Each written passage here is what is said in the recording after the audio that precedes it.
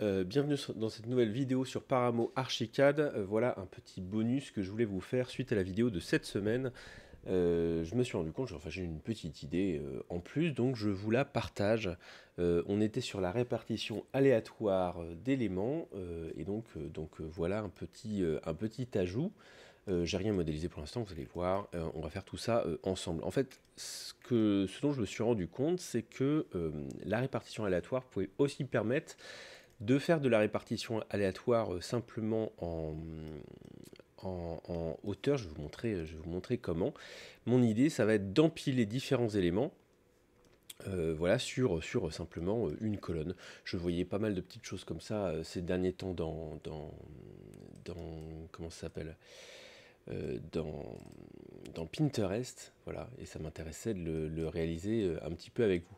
Je vais faire que des éléments de la même taille, donc ça va être 1, mais pour cet élément-là, je pense le premier élément, on va réaliser quelque chose pardon, de 1,5, voilà, ça va être très très bien. Comment on va faire déplacer, toc, toc, voilà, un demi comme ça. Je dois faire un truc qui fasse le symétrique de cette forme-là. Donc ça va être rayon inférieur 0, rayon supérieur ça va être 1, et la hauteur ça va être comme ça. Supérieur non, supérieur ça va être 0,5 du coup. C'est pas ça? Qu'est-ce que j'ai fait? Ah oui, voilà. Là ça fonctionne, voilà, une petite forme comme ça pour commencer. Je vais mettre ça dans une union booléenne. Je vais le pousser, le déplacer vers la gauche de 5 par exemple.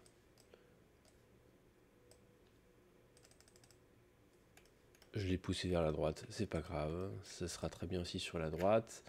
Je vais masquer tout ça pour l'instant. Toc, toc, voilà, ça c'est mon premier élément qui est comme ça. Mon deuxième élément, on va dire que c'est une sphère, on va faire plus simple.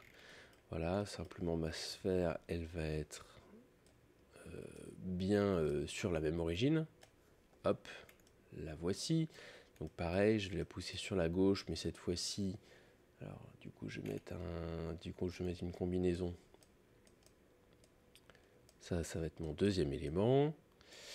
Je vais la pousser sur la gauche, sur la droite, pardon. Du coup, j'avais déjà déplacé, pardon.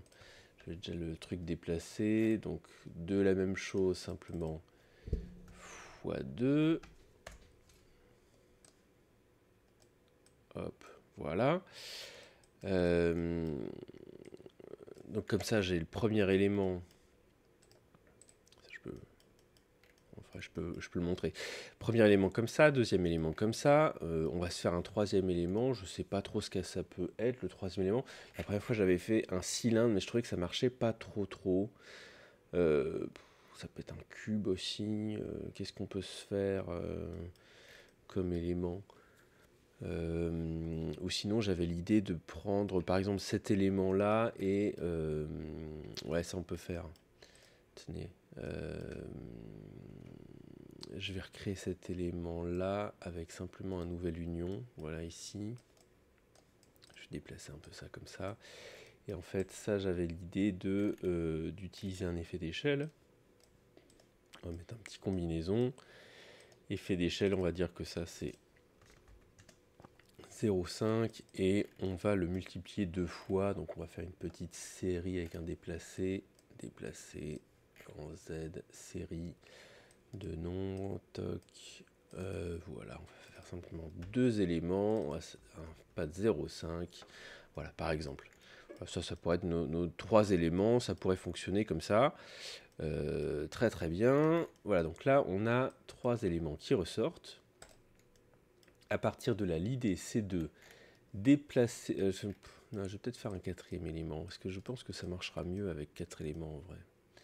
Alors, du coup, lui, je vais le déplacer en X, et je vais faire un petit x3. Hop, de ce truc-là, en X. Non, déplacer plutôt. Hop.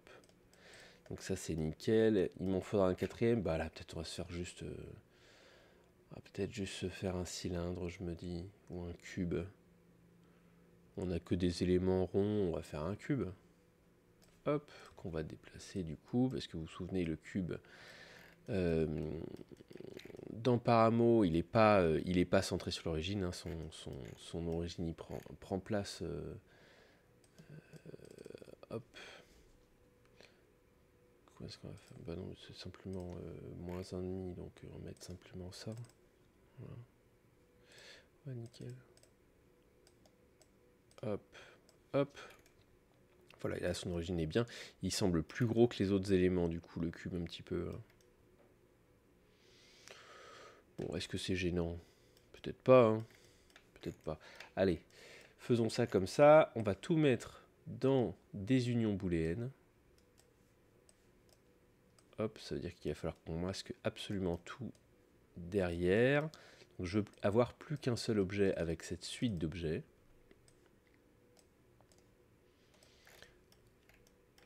On va tout masquer derrière. Pour ne manipuler plus qu'un seul élément. Toc, masquer. Hop. Hop. Voilà, on voit encore tout puisque on a tout mis dans cette dernière union qui n'est pas masquée. Je vais maintenant mettre une combinaison là-dedans. Est-ce que j'ai besoin de combinaison? Non, je pense pas parce que je vais faire que du déplacement. Je vais faire que du déplacement, donc c'est surtout un module déplacé dont j'ai besoin.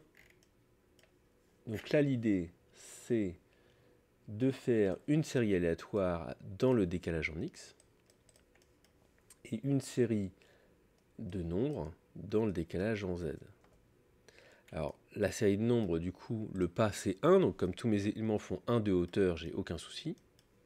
Les éléments s'empilent bien, se mettent bien les uns au-dessus des autres, donc ça c'est parfait. On va simplement peut-être mettre un truc pour régler le nombre pour l'instant. Voilà, ça peut être ça comme ça. Hop, chez lui aussi, comme ça on a le même nombre. Et la série aléatoire, rappelez-vous, on a dit, donc là on met notre trame, c'est-à-dire qu'on va commencer par mettre 4 ici. Ici, on va mettre un arrondi sol pour n'avoir plus que des nombres entiers.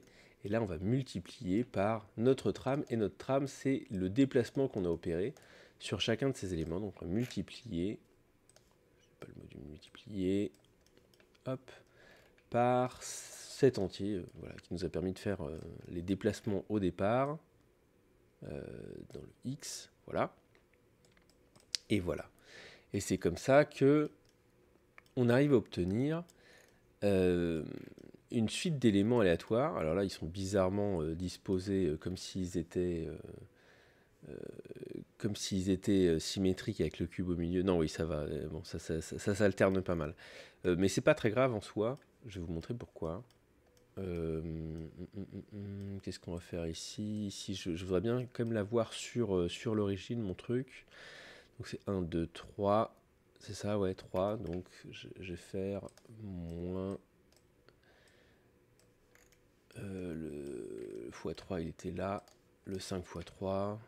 Moins 5 x 3. Hop, nickel. Ça, c'est bien, ça. Voilà. Bon, voilà. Si je rajoute des éléments, on voit bien que c'est moins symétrique. Donc c'est plutôt pas mal. Ici, pour avoir juste cet élément au milieu, on peut se mettre un cube avec le même déplacé que le cube. Tiens, ça c'était pas mal. C'est juste qu'en Z, on va mettre le même entier là parce que je n'ai pris que des éléments qui faisaient un de côté, etc. Donc bon, je me suis un peu arrangé la vie pour que ça fonctionne plus facilement. Voilà, comme je vous dis, c'était vraiment une petite idée que je voulais vous montrer. C'est pas grand chose. Je mets une intersection booléenne entre les deux, je masque tout, et ce qui fait que je n'ai plus que mon élément central. Bon, ça c'est le premier moment. Bon, on va l'appeler colonne aléatoire, par exemple. Voilà, je mets ça dans mes éléments emboîtés, ça c'est nickel. Ce que je voulais vous montrer avec ça, c'est que lorsque vous dupliquez cet élément-là,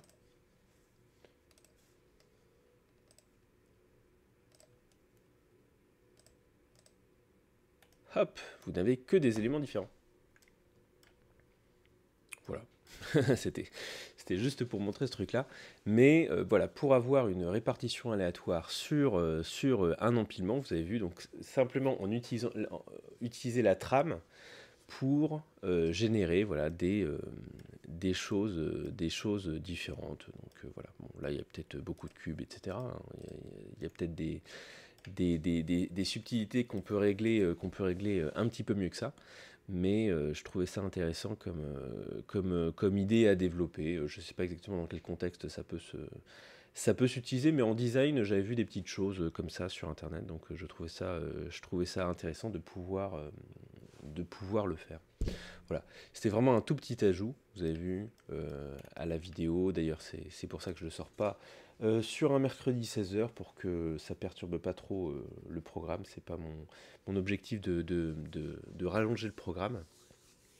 Je profite du coup de ce tout petit épisode tourné très très vite, parce que le prochain que je tourne de toute façon va être assez long à tourner. Je vais pas prendre beaucoup de temps pour digresser en fin d'épisode. Je me pose la question en ce moment de comment est-ce que, enfin, quel est le meilleur support pour vous pour apprendre. Parce que moi, je sais comment j'apprends des nouvelles compétences, voilà. Là, je vous fais une série de tutos parce que, de mon point de vue, c'est ce qu'il y a de relativement efficace. C'est-à-dire que je suis, moi, pas mal de tutos, voilà, simplement. Alors, quand j'apprends un nouveau logiciel comme ça, simplement reproduire ce que la personne fait, même si je ne comprends pas tout ce qui se passe, m'aide énormément à intégrer les choses. Donc je trouve ça intéressant. Enfin, moi, c'était un peu la même méthode que je voulais vous proposer dès le début avec cette série de vidéos. C'est simplement, je me disais, bon bah voilà, ils vont simplement reproduire ce que je fais, et au fur et à mesure, ça va en quelque sorte diffuser, quoi.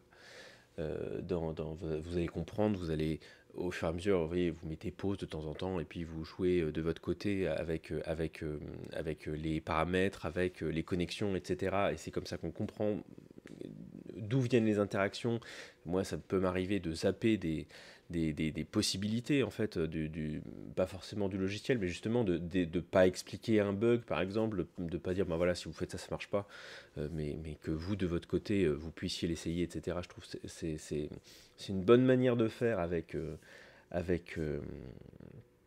avec les tutos comme ça, voilà, de se dire, bon, bah, d'un côté je me mets le tuto, de l'autre côté j'essaye les connexions, et c'est comme ça que je vois si ça fonctionne pas.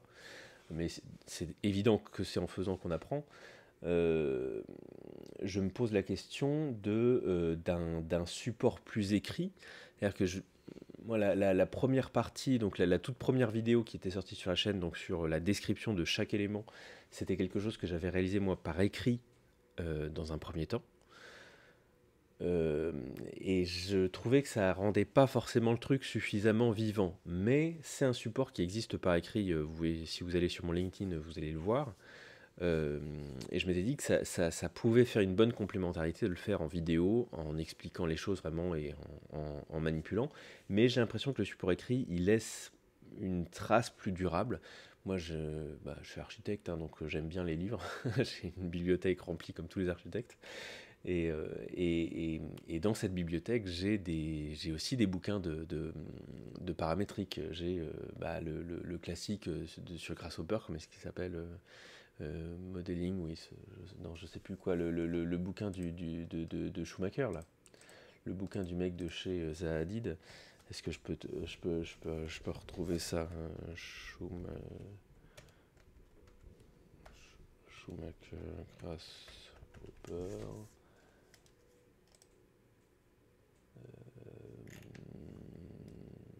Comment il s'appelle, Book. Si je tape Book, est-ce que je vais l'avoir? C'était pas Schumacher celui-là, bon bref, je sais plus. Mais peut-être vous l'avez, peut-être vous voyez le bouquin dont je parle. Comment est-ce qu'il s'appelle voilà, Algorithm Aid. Ah non, c'était pas Schumacher, pardon, j'avais cru que c'était Schumacher. Bah voilà, c'est celui-ci.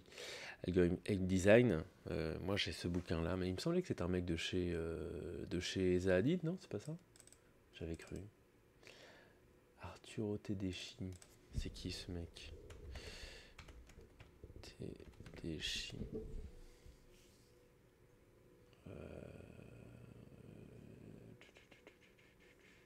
Bon, j'avais cru, non mais autant pour moi, je sais pas pourquoi, c'était quelqu'un qui me l'avait vendu comme ça, je crois. Donc le gars avait bossé chez Zahadid. Ah oui, si, c'est ça. Son Wikipédia nous dit bien que c'est complètement ça. Bref, ça pour dire. euh, moi j'ai l'impression que ce support écrit, en tout cas moi ce bouquin-là m'a bien aidé à comprendre plus intensément grâce aux peurs. Mais je ne sais pas si c'est la bonne méthode pour vous. Voilà. Donc je voulais bien une petite réflexion avec vous.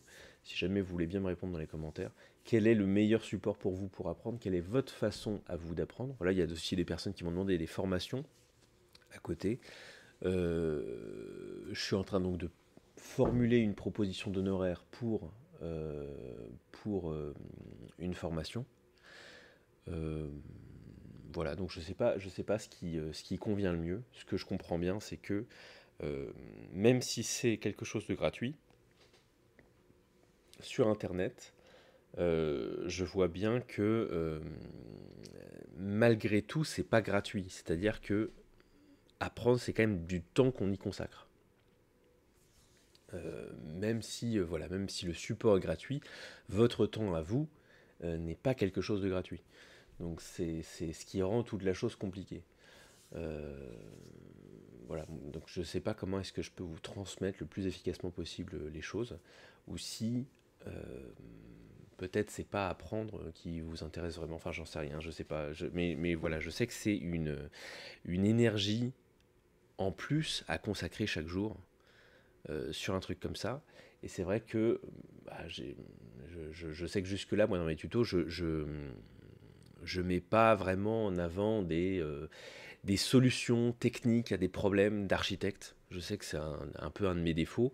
C'est ce qu'on me reproche souvent, c'est de pas mettre la solution technique, parce que j'aime pas trop le solutionnisme en architecture.